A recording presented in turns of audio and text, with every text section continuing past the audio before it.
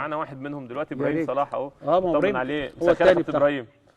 يا كابتن ازي حضرتك؟ اخبارك ايه؟ كله تمام؟ الحمد لله بخير والله الحمد لله.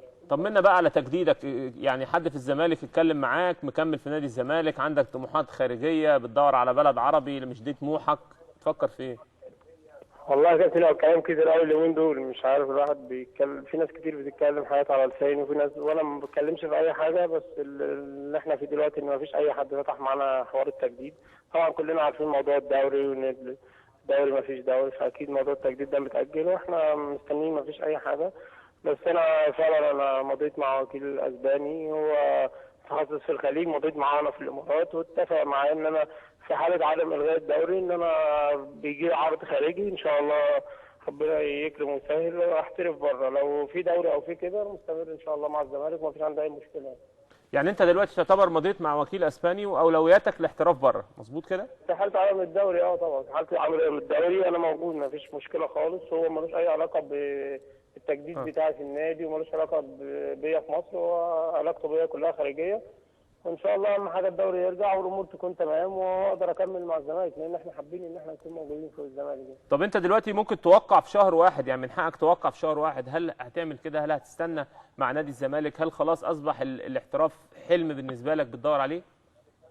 اكيد، ما هو اي حد بيتمنى ان هو يحترف، بس انا برضو انا مدي الاولويه في اي حاجه لنادي الزمالك، بس بيتهيألي في حاله عدم الدوري ما فيش حد هيقدر يقول لي انك تقعد من غير لعب ونقعد ما بنعملش حاجه، فبيتهيألي يكون الاحتراف هو انسب حاجه ليا، وفي وضع انا راجل فري في يناير وفرصتي هتبقى كويسه جدا، وهو اكد ليا ان في عروض كويسه، في الحاله ان ما فيش دوري اكيد هقدر ان انا اطلع واكمل انا في الاحتراف، لكن لو في دوري وفي كوره والامور هتبقى كويسه اكيد نادي الزمالك هيكون له الاولويات في كل حاجه، يعني مش هختلف في اي حاجه.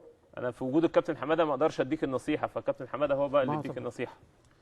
لا هو طبعا يا ابراهيم انا سعيد قوي على فكره بابراهيم، وانا بتابعه من اول ما ظهر، ما شاء الله هيبقى لعيب مميز جدا، وهو يعني مستواه ارتفع جدا ودخل منتخب مصر، وهو من اللعيبه فعلا اللي عندهم اجتهاد كبير جدا في الملعب، ولعيب حريف وكمان قليل المشاكل، يعني اللعيب بيبقى كامل من كله.